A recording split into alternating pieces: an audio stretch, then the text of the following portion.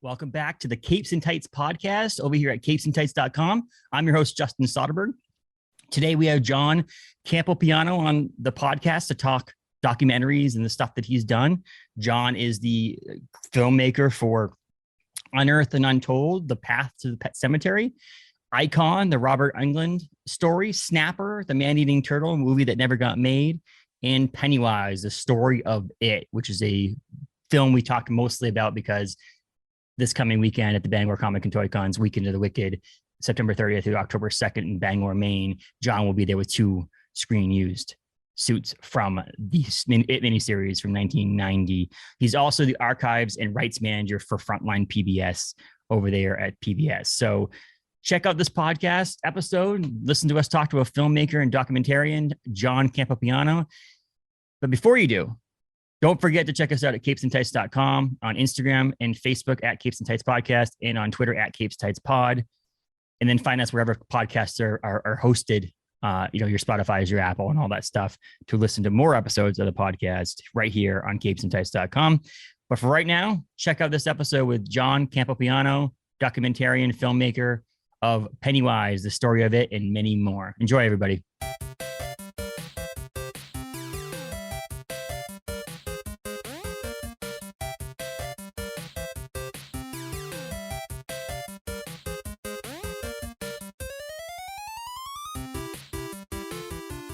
Welcome to the podcast, man. How are you doing? Good, man. Thanks for having me. Appreciate Absolutely. Yeah. It's rainy here. Where are you based out of? I'm down in Providence, Rhode Island.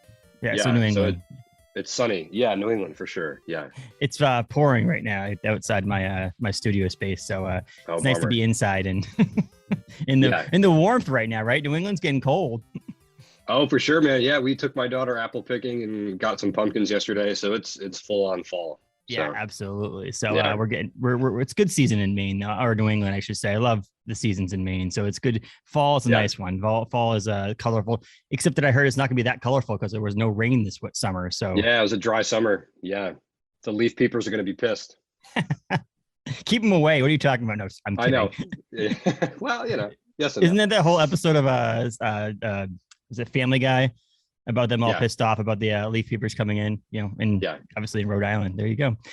Well, yeah, my wife's from Vermont, so we're used to it this time of year up there. But yes, exactly. It's always that double-edged sword. Brings people in, they spend money, but So obviously you're a filmmaker and you like movies. How did you get into movies in the first? Like, what brought you into loving film as an industry? I think, well, what got me into like horror films specifically was, so I'm an only child, and but my best friends in the neighborhood all had like older siblings, so they would rent all the scary stuff, and that was our kind of movie diet when I was a kid, watching all those movies like Friday the 13th and all those classic horror films, way too young. So that got me into horror films, I think. But getting into making films was completely an accident. Total accident. It started with a documentary that I did with Justin White, a buddy of mine, filmmaker, on the making of King's Pet Cemetery. And we were just going up to Maine casually as fans and wanted to see where it was filmed. And we started talking to locals that were there, and one thing led to another, and we started documenting their stories. And I didn't know anything about films or making film. So it was an accident, a total organic thing. That's awesome to hear, though, because there's people who like set out to do it. And then there's people who just fall into it, which is really cool. And I think the falling into it sometimes is more interesting to me because, some people have plans and it changes, but having that, not having a real plan of it and doing it. I'm reading Bryan Cranston's biography. Yeah. And it was the funniest thing about how he just basically woke up one day when he was camping on a road trip and was like, I'm going to become an actor. It wasn't like when he grew up, he was like, I'm like into plays and all these things. He took like an acting class because he needed a elective in school. And he's like, okay, I'll take an acting class. It ends up being he's on some of the best TV shows that have ever been created. So it's just kind of funny how people fall into it or decide one day to do it. So that's a good story. I didn't go to film school. I never, I used to make like little horror movies with my friends on VHS camcorder, like we all probably did, but that was never part of like a larger goal or plan to like do that, in any kind of a professional way. So a happy accident. Yeah. Are you a big Stephen King fan? Is that like, do you read the books and stuff too? Or, I mean, you can be honest. Yeah. I mean, people might villainize you if you didn't. No, yeah, I'm a big King fan. I mean, I think some Okay. people think I'm more rabid than I am, just because I've done 2 documentaries Mhm. about films made of his work at this point. But no, I'm a King fan. Yeah, reader for sure. I don't really have any intention to do another doc on a King project. I think I need a break. But no, he's a New England guy, man, for sure. Yeah. Yeah, you gotta love him. And the Pet Cemetery doc was fun to do because that was the first of his film adaptations that was shot in Maine. Mhm. That was like one of his criteria. Like, we can make this into a film, but you're not going to take it to the Pacific Northwest and pretend like it's Maine again. Like, you got to bring that money here. So, Yeah.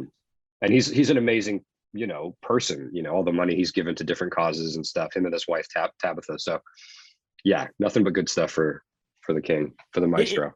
I'm glad you said about the making the film in Maine. That's one of the downsides we get from being Mainers is the fact that there are some things like specifically Stephen King stuff that happens to be filmed in other places, and it's sad to say, oh, this movie's based in Maine, but you look and that's not anything what Derry looks like in real life, and it's sad to see that. But but it's understandable. Like, it's not as cheap, obviously, to film in places like Maine. So it is understandable. But as a Mainer, it is sad to see when you look at a movie based in Maine and you're like, this is not Maine. Even when I was a kid, I knew the miniseries wasn't shot or Cujo, like some of these other movies, or Salem's Lot. Like, I knew even as a kid, I was like, no, that's not New England. That's not our coast, Yeah.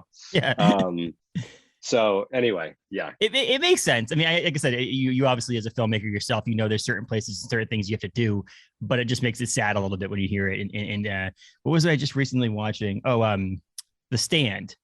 Yeah. On whatever that CBS streaming thing was, and they said Orano, Maine in it instead of Orono, which my day job is working for Orono Brewing Company. I'm the designer for them. And hearing that on a TV show that's based off of a Stephen King novel that was based in Maine, and you say the name of a town in Maine wrong, I was like, someone should have caught in that in the first place. Like, like where he taught, like he taught there. I mean, there was nobody in that orbit that could have just raised their hand and been like, actually, I just asked you before we started recording. I want to make sure I got your name right. And that's something I feel like when you say a town, you should probably figure out how to say it, no matter where it is. You should probably like when you're acting something, you're like, I should probably, it's like when someone says Bangor, Maine, but that one's more off the cuff. You hear it, you just read it on something and you read it. That was actually filmed and someone wrote that and someone still screwed it up. But that got through an edit process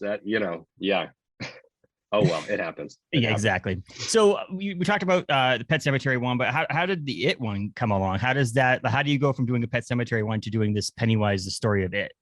Yeah, so I figured the Pet would just be like my one and done, but I actually really enjoyed doing it. So by the time it was finished, I was kind of hungry to do another one. And like Pet Cemetery, I felt like there was really nothing out in the world in terms of like making of stuff. There was very few behind the scenes photos from the miniseries. Fangoria made a set visit, but other than that, there really wasn't much out there. And so I wanted to do it. My buddy Justin had 2 young kids at the time, and he was sort of burnt out from the pet one and said, no, I'm not, can't do it. So I was like, I can't do it on my own. So I started writing articles. I started interviewing cast and writing articles for Dread Central. This was 2015, I think. And Gary Smart, who's a good friend, and he works for Dead Mouse Productions out in the UK. Him and Chris Griffiths and Adam Evans, they had thought about doing a doc on the miniseries, and they had already done a Fright Night documentary. They did a documentary on Hellraiser, and in doing their projects, they met a guy named Bart Mixon.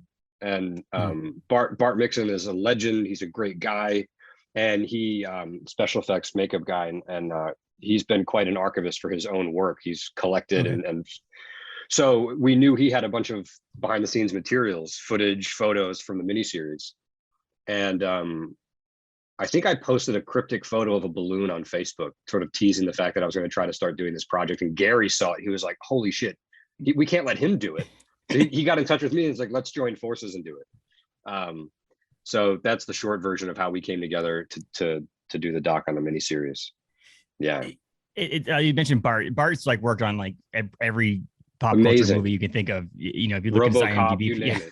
And he's still doing Marvel movie. He's still like he's not slowed down at all. And he's also super generous. I mean, he's got this amazing archive of stuff from his career that he's documented. And he's like, I just want it out there. So he made all of that stuff available to us, didn't charge us a penny. That's awesome. Yeah, he's a fan too at the heart of it. So he gets it, I think, you know. So I'm psyched that he's going to be at the show because he's great. I haven't seen him in a couple of years. So it is cool when I heard it. I guess it's one of those sad things about people behind the scenes that you don't hear about that often unless you're really into it. And so when you see something, and I make the graphics a lot of times for the Bangor Comic and Toy Cons Weekend of the Wicked or their stuff. And I sometimes I'm trying to find what's going to draw someone to want to see this person. I mean, obviously some people's IMDb page is like, 700 movies long, but which movies out of those ones are the ones that people are going to want to like, oh, I know that movie. And Bart, I was like, which ones do I, how do I select out of these things? And I know it's true. There? Yeah. So, the one thing I thought about though, is like when I rewatched the documentary over the weekend, and it's hard to, the Pennywise one, I should say. Is it challenging to do a documentary about something that came out 30 years ago, knowing that likelihood when the It miniseries came out, they weren't planning on someone ever making a documentary about this? Or with Bart, does it help like with that archival stuff he had? Yeah, I mean, Bart was sort of the glue for us because he had all that material. In some ways it's convincing the actors because like so often it's a gig for them, you know. So like, how much has Richard Thomas thought about it since he filmed it? Probably not a ton. And so some of them are a little bit skeptical. And, obviously we didn't get everybody. Annette O'Toole just refused to be a part of it we still don't know why. So that's challenging. But again, like, as a fan, I grew up that we didn't see, there were no Tim Curry Pennywise toys like there are now. There was no behind the scenes pictures. There were no interviews with him. Conventions weren't a thing. So like meeting the kids, like the losers, that felt like this distant, like you never thought you'd meet these people. Mm-hmm.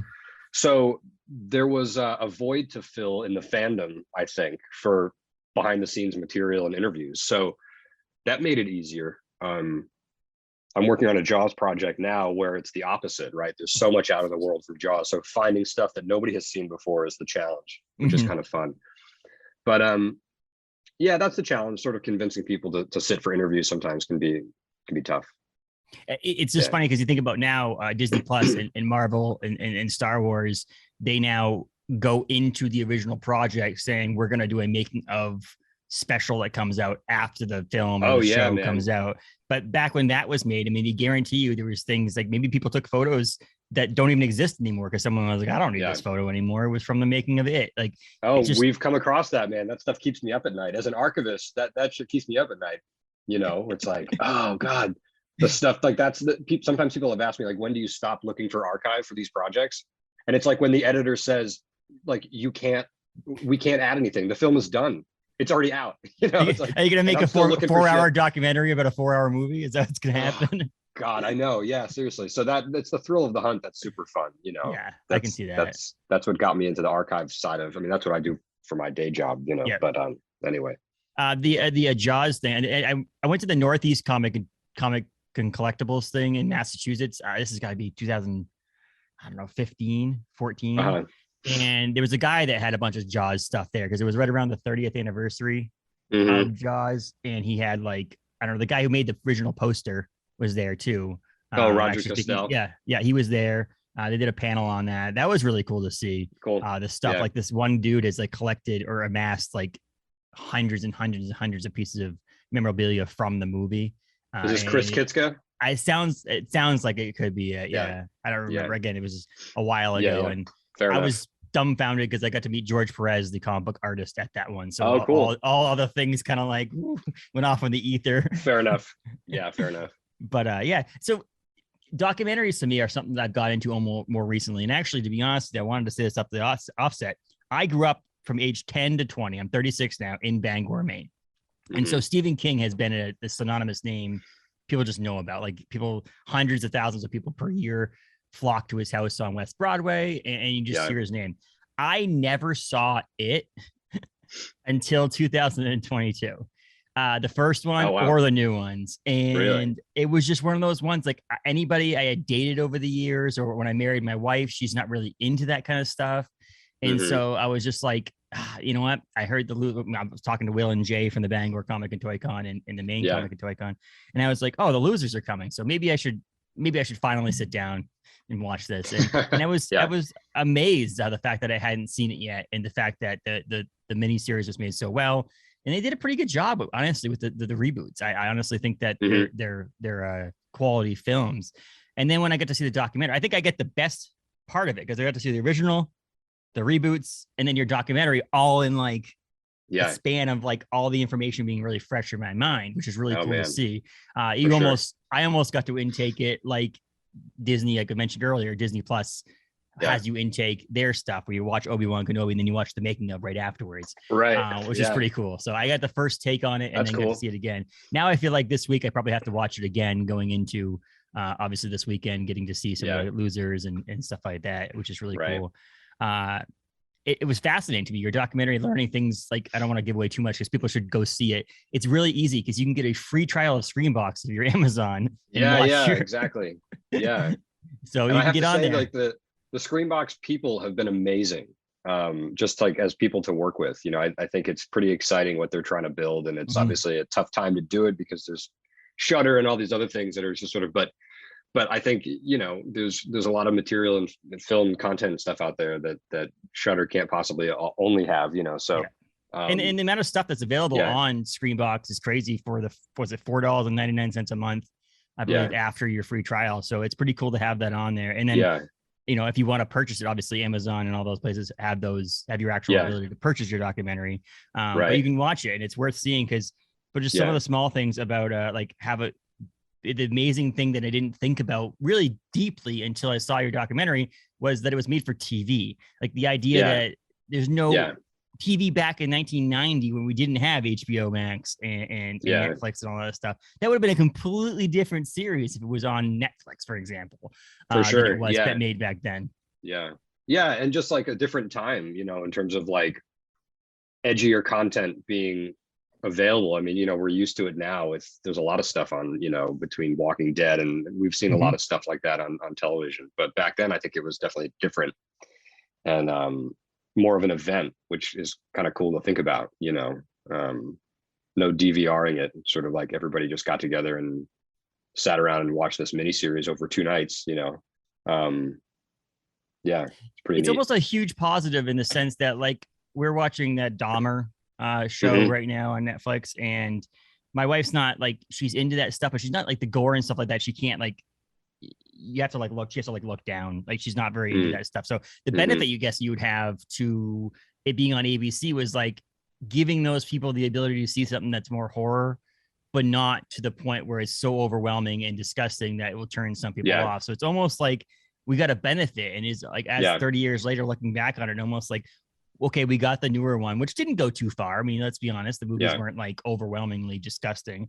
But you got that, you pushed the boundaries as far as you could with the TV show or the TV series. And then so those people like my wife could watch it and go, okay, that wasn't too bad. I could understand that. And not have to be overwhelming. Yeah, more of that violence, I think, in the miniseries was suggestive than explicit. You know, like hinting at stuff or like taking it right up to the line and then cut and letting the viewer kind of fill in the blanks, you know, in their own, which can sometimes be scarier, frankly, I think, you know.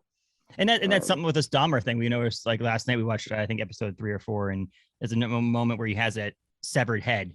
Okay, I mean, that's not to give too much away, but obviously this is a historical, factual. Well, we know what he was up to, so I don't think there's any spoilers. But they didn't show him cutting the head off. And that's something that I was like, okay, we know, like he saw a dead body and then he has this head. He had to get the head off somehow. And so he did it, but didn't show it, which is like, it gave me the idea, okay, you didn't need to. Like he didn't need, he was holding this dead head. You know, it came off of a body. And so that was beneficial to that. And I said, that's what you basically get with a lot of the It stuff. And you mentioned there's a scene, I'm not going to tell about the scene too much, but there's a scene that was cut from the original series because they're like, okay, that's too much for TV. And that makes it, obviously there's probably more than one, but like I just remember one talking in that documentary. Like that. But I mean, if you 2-hour documentary, how long was it originally? Did you have to cut a bunch of stuff out? Yeah, we have a longer cut. It could have been like 4 hours easily. But I think one of the things that we all learned, Gary and Chris learned on their projects, and I learned on my past projects, is that like, it's good to sort of like try to have an objective view that like, you're making it for the fans, but you also want to make a really good documentary that stands on its own, that someone who's maybe lukewarm about the miniseries or is just interested in Stephen King can come to it and get something out of it, you know? So that allowed us to be a little bit more picky. And we have a great producer, Hank Stars, out in the UK as well, who kind of could come in and be more objective and be like, you know, do you really need this? Do you really need that? Like, you know, so he helped us tighten up the narrative a bit. So we're happy with the runtime. I think it kind of moves at a pretty good pace, and there's not too much sort of just extra stuff that wasn't needed. We left in there. You know, I mean, anything longer than 2 hours or so, you might as well do 6 hours and cut it into some sort of small series where you watch an episode. Has for sure. At that point, sure. I can't spend an entire day watching a documentary. I mean, I could, but like, there's a point where it's like it's a little too much. So 2 hours is perfect, I think. And I don't think any of it dragged on. I don't think any of it. Oh, good.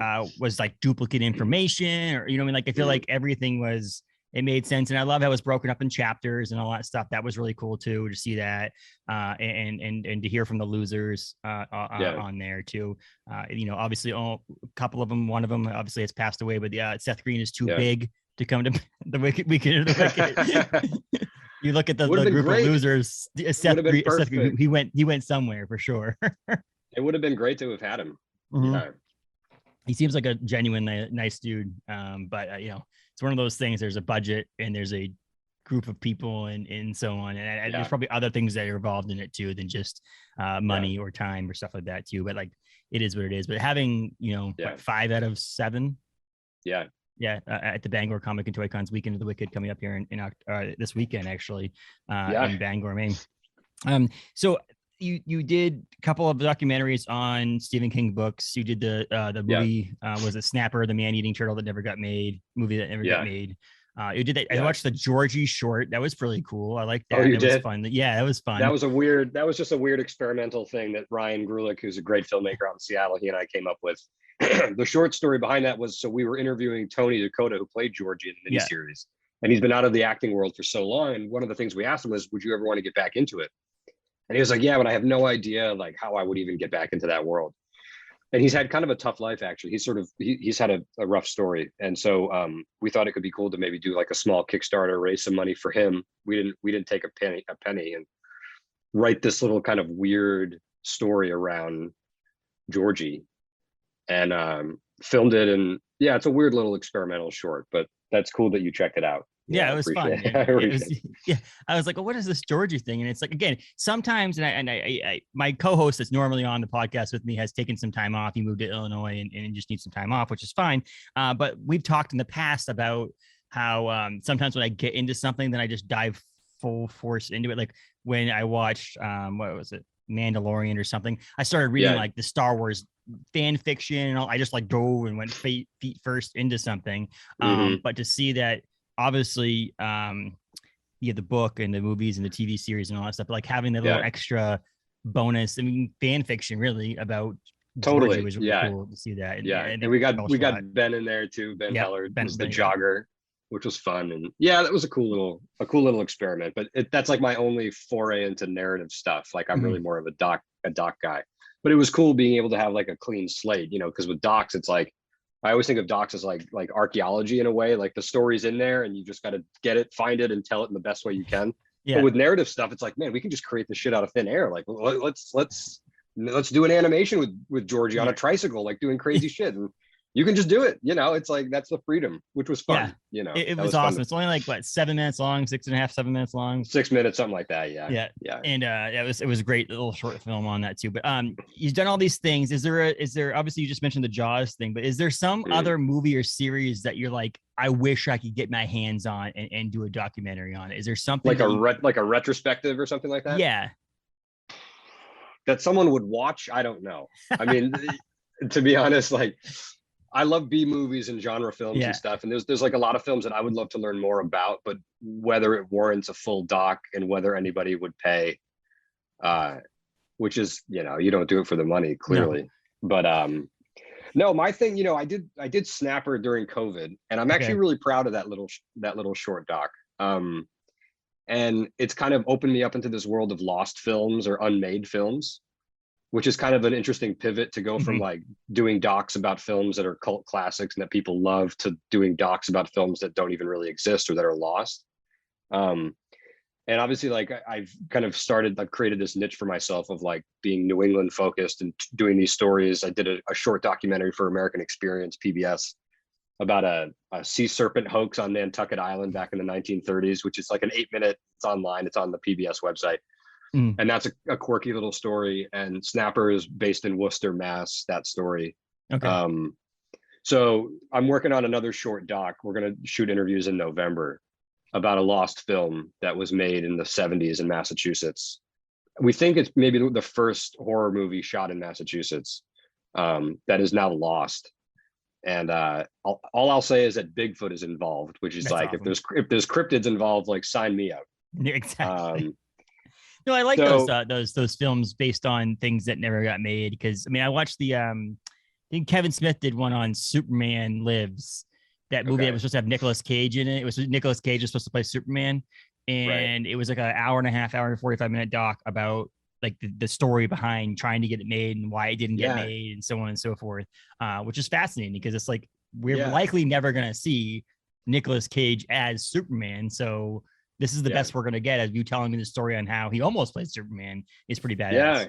I've got a buddy, Dave Alexander, up in Toronto, and they released a book called Untold Horror last year. I think it came out, and they interviewed Romero, Joe Dante, like all these big genre directors talking about films that they tried to do that just never got off the ground, and the backstories and the prototypes and all the concept artwork and stuff. It's really fascinating. So I don't know, I'm kind of been bit by that bug after doing Snapper, to tell these kind of stories about movies that, you know, either were never finished or never made or lost in the case of this new one. So yeah, to answer your question, I can't think of another series or a film that like hasn't already been done that I would want to do a deep dive like 5 years, like the way Pennywise, you know, took. I think I'm going to try to keep telling these like weird esoteric New England based stories about shit that's lost or, you know, hasn't been finished or, anyway, you should check out Snapper. I can send it to you if you want to. Check it out. It's so cool stuff. Like I said, that stuff that never got made. It's the, you know, the only way you're really going to learn about it in deep dive. And I listen to a lot of audiobooks. So I don't actually read as much as I would like to. And I read a lot of comic books, but I don't read a lot of books. And I just, the audiobook part of it. So like I could easily deep dive on the internet, right? Not easily, but like do some research to find out about certain things on the internet and find my own thing. But if I can like sit back and let someone else tell me, it's way better for me.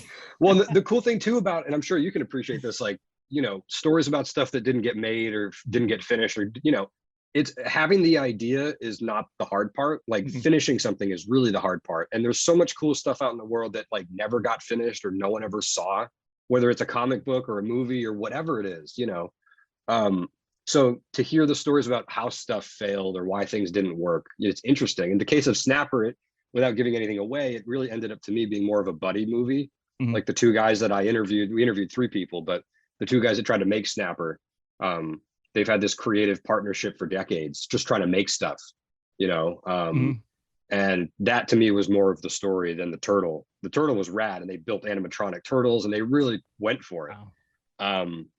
But it was kind of more their story about like persevering and just like not being discouraged if something doesn't work out, and just keep trying to make shit and do cool stuff with people, you know, with good people. That was the takeaway for me. So that's kind of one of the cool things about those kinds of stories, you know. It's hard to get stuff made, you know, and finished in front of people, you know. Well, I've been like on a biography kick. I read Kevin Smith's biography from a number of years ago, which was really honestly kind of cringeworthy in the sense that it was written before Harvey Weinstein got outed. Oh, yeah. So like he praises Harvey Weinstein in the book, and you're just like, ooh, that didn't time out very well. Oh no, that didn't age well. No, not at all. No. And then I read Nick Offerman from Parks and Recreation. I read his book, and then now I'm reading Bryan Cranston's. And you're right. Yeah. There's so many things that they all 3 have filmed or written or pitched or whatever that never, ever, ever will see the light of day. And it's just crazy. I mean, I wonder if one of these days we're going to get a behind the scenes thing about how what happened to the Batgirl movie on HBO Max. I bet, man. I bet. Yeah. You know, like something got killed, something happened and didn't get made. Yeah. There's hundreds of pilots per year that get filmed and then Right. never go past the producer, the big higher ups at NBC and CBS and all these things. It's just fascinating to see someone lower end, someone on the smaller side of it, work their asses off to make something. I'm glad you at least told the story so some people can know about how much work they potentially put into Snapper, the man-eating turtle movie. I think it's, it's like that's an example of like just DIY garage filmmaking at its finest. Awesome. And in an era, the late 80s, early 90s, when it was like New York, a little stuff happening in Boston, but it was LA or New York. Yeah. And here you had like these local Worcester based like guys just trying to like make it, making masks, making props, just trying to like make it happen on a credit card, I'm glad you know you were New Englander when you said Worcester, right? Too. Yeah. Oh yeah. So yeah, I mean, even like Romero, that new Romero film that's out now, that this like a lost, previously kind of like forgotten film or lost film of his. So there's definitely an appetite for that kind of stuff, I think. And there's places to put it. Yeah. Like we mentioned Screenbox and things like that. Like there's a place for it now, whereas it might have been harder to do any of these things 10, 15, 20 years ago, because how would you have gotten into the hands of people? Like doing these smaller or independently made documentaries and movies and things. There's a place. I mean, people can make films nowadays and just sell them via YouTube or on Amazon or any of these digital download platforms. It's just nice to see there's a place for something. So it might be that some people think there's too many streaming services, but again, with something like Screenbox, it's like with a genre based thing, you has a place for something. Like there's a place for you to have a place to put it in front of people's eyes, which is really for cool. Sure. Yeah. Yeah. And it's like, we're in a good time for physical media too, you know? So we did a limited edition VHS release of Snapper. I saw Pennywise lurking behind you. So we did we did a VHS release of that, and Snapper is going to be on Blu-ray. They're doing this company's doing a release of some of the other films that Mike and Mark did back in the 80s. And so Snapper will be a special feature on that. So for a short film, man, I figured it played festivals and it did well and I had fun with it. But for a short film, you never know what kind of mileage you're going to get out of it. They're hard to market. So I'm super happy that, it's the little turtle that couldn't. People and it's are the little turtle it. that could in New England, where the big turtles are from New England too. So it's nice to see that you get some love for the smaller turtles out there. Exactly. So you're coming this weekend, September 30th through the 2nd at the Bangor Cross Insurance Center. You are bringing some things. Is that what I've heard? Yeah, man, you've heard right. So I'm bringing 2 screen-worn Pennywise suits that Tim Curry wore in the miniseries. And they'll be on display for people to check out, take photos with, whatever. I'll have a couple other things with me too. But those are I think that's what people will be excited to see for sure. We interviewed this woman named Monique, who was the costume designer on the miniseries. She's a French Canadian up in Vancouver. And when she came to the set to do her interview, when we were up there in 2017, she brought the suit with her. And she knew that I was a huge fan of the miniseries. And so at the end of the interview, she's like, "Do you want it?" And I was like, "Are you, it's like, it was like that moment in a movie where like the needle comes off the record and like everybody turns and looks at you." Yeah. And like all the guys on the crew, like I was like, either they're going to come hug me or they're going to jump me and fight over who gets the suit. I didn't know which way it was going to go. Yeah. But super gracious. And so I came home with it, and that was fun to go through customs and explain why I had a big clown suit. And, then I had to explain it to my wife. And so I swear I didn't buy it. I swear I didn't buy it. Exactly. I know. Yeah, exactly. And then during COVID, Monique, she's retiring. She was clearing out her costume archives and found a second one. And she's like, do you want the second one too? And I was like, I'd be humbled that, Mm-hmm. And so when I got the suits, I said to my wife right away, like, I want to share this with people. Like, I don't want these suits just like hanging in the closet at home. So I've taken them to the UK. I've done stuff in Rhode Island. I went up to Canada. And so now coming up to Bangor with them is really rad, and like literally people, like, especially in the UK, like I saw people like crying in front of them, like people that loved the miniseries. Yeah. I mean, just like touching it, like Tim Curry wore this, people were like so moved. And that's like what it's all about for me, I think it'd be shitty to just keep them away from people, Yeah, so just put them in a closet somewhere. Yeah, exactly. Well, what good is that? I mean, is this technically the first time the actual Pennywise outfit's going to be in Derry, Maine? Yeah, the legit dairy man. Yeah. Yeah. Yeah. I mean, First time for sure. first time extra. And it's So yeah, the first show I'll be doing with both of them. Cause like I that's said, cool. Oh I yeah. got that second one during COVID and haven't done any shows since then. So, yeah, I'll have a prop from Pet Cemetery that I think people will be pretty psyched to see. Yeah, and I'll have posters from Snapper and the Pennywise Nice. doc for people if they want, you know. So yeah, it should be cool, man. I'm excited. I'm excited for people to see the suits um and see them It's for free too. You know, yeah, conventions can get so expensive for people that I think it's fun to have stuff for people that they can check out for, you know, it doesn't cost them anything. Like go yeah. take a picture, go whatever you want to do, you know. It's really cool when you know, I've been friends with Will and Jay, the owners of the con, for many years. Jay is my tattoo artist, and I used to play in bands and with stuff with Will. Excuse me, and we go back a while. But seeing what they've been able to do with the Comic-Con in a small, I mean, Bangor is not that big, you know, in comparison to other places in the world, and to do what they're doing with it. But when they mentioned to me, obviously I find out weeks in advance before other people find out who's coming because I'm making the graphics for it. But when I found that out, I was like, that's really cool, because you could easily be like, we're going to bring some huge Marvel people in, which is cool, but there's no connection. I mean, they're going to get people that come to this thing that potentially don't want to come to Comic-Cons, but they just grew up in New England and love Stephen King and love the It miniseries, and knowing that they're going to be able to see like people from the actual thing is pretty badass. Sure. And it's, you know, they haven't been together in years, and so it's cool to see them all together in one spot too. And they're gonna be able to take pictures like in Derry, technically, like they're doing these special photo ops, which is such an offer. Yeah, those photo ops are rad. Yeah, that's gonna be like, that sounds so cool. You can't go to these same group of people could come together again in Kentucky at a Comic-Con, but they're never going to be able to get that experience of actually being in front of the author's house in Bangor and the water tower, I forget what it's called. Standpipe. They're going to be able to they're going to be able to be in front of those things in Derry, quote unquote, which is pretty badass. So I'm excited for that for sure. And other things are coming. There's X-Men animated people coming. There's a bunch of people coming. So it's really cool to see that there. Do you sign autographs? Coming from far away too, man. People are coming from far away. Like I know of people coming from Ohio. They're flying in for this. I mean, so it's pretty rad, I think. I mean, sign autographs. Sure, I'll ruin one of the posters if you want it. Well, it's funny because I don't have one here, but I worked for Orono Brewing Company, but we didn't have enough time on our brewing schedule to make the beer for the Comic-Con we have in the past. And so I designed the label, but then we had to tell the Comic-Con people, can you please go to another brewery to get them to make the beer because we just don't have time. So the neighboring brewery made the beer can that I designed. Oh, you designed that, right? Yeah. On, cool. And so this released on Friday up at Marsh Island Brewing Company. But I laughed because I'm like, I made posters up for it too to give away and stuff like that. And I'm like, I just don't want people to ask me to sign them. I'm sorry. Yeah. Like, I just don't want people to ask me to sign them. I know I'm probably going to have to. And now that someone hears this thing, there's going to be some of my friends are going to be dinguses and like ask me for an autograph.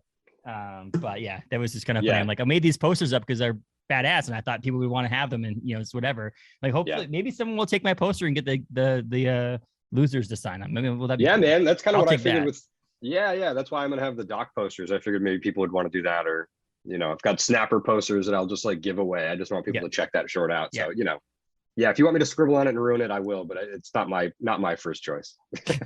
I did that when I was growing up. I used to manage my brother's band, and he would play shows, and then some people would go, "Can I have some autographs?" And they'd ask me for the autograph too, not knowing that I didn't actually play on stage. And I'm laughing to myself because I'm like, I signed a few things because I was like, I'm not going to explain to this person, I'm just selling their merch. Like, so I signed it, and I was laughing that what happens if one day they actually made it, like they actually touring the country, and someone's got a CD from the very beginning with some random dude's autograph on it. Like, oh, that would be worth a lot of money, but we don't know who this person is. Yeah, devalued it. Yeah. But yeah, it's funny to see how people want autographs nowadays. I'm a fan of getting some things signed that mean something. Like I've got, it's hard to see, I've got Friday the 13th Kane Hodder, and I've got Escape from New York and Scream. Roger Jackson signed the Scream one, which is like iconic to me, in a VHS and things like that. So, and I've got, it's hard to see, I don't know if you can see it or not, but Five Will Goes West, a laser disc. I can see it, Oh, hell yeah. It's a laser disc. It's signed by Fievel himself. Which is pretty badass. And so I've got some fun, unique things, but yeah, a poster or something like that nowadays signed by someone is going to end up in a box somewhere anyway. So exactly. Like, it's not worth it to me. But I'll take posters because I have definitely some things hung up. But yeah, not signing it as much as I don't want to sign anything for people. Yeah, I get that for sure. I was like, that's probably going to be the hardest thing for me if I ever became an actual artist of a book or something like that, signing something for someone. Because just signing stuff. Yeah, I get it. But yeah, so September 30th through October 2nd, the Bangor Cross Insurance Center in Bangor/Derry, Maine. Bangor, Maine. Don't type that into Derry, Maine, because it's probably not going to bring you anywhere. Yeah, you're not going. Yeah. But yeah, so you're going to be there. John's going to be there. I'll be there, man. Yep. Through screen used suits from, or I should say costumes, right? From the It series that was on ABC, right? ABC. Yeah. And other stuff for Snapper and things like that too. You're on Instagram at John Campopiano. Is that how you say it? You got it, man. Yep. And you're on at John_Campopiano on Twitter. And then there's Pennywise at Pennywise Doc on Instagram and Twitter if you want to see the pictures of all the stuff he was doing for the Pennywise documentary. You need a website, man, with all this information on it. Dude, I know. You know, I don't want to throw this guy under the bus, but like I found a guy and he was going to do the website and it was a drag. And I was just like, it wasn't happening. So I've got to like redo it, just have someone do it. But you're right. So, I've got to have some home base for all this stuff. You know, because I mean, the benefit we do have nowadays between years and years and years ago is that you can find the stuff.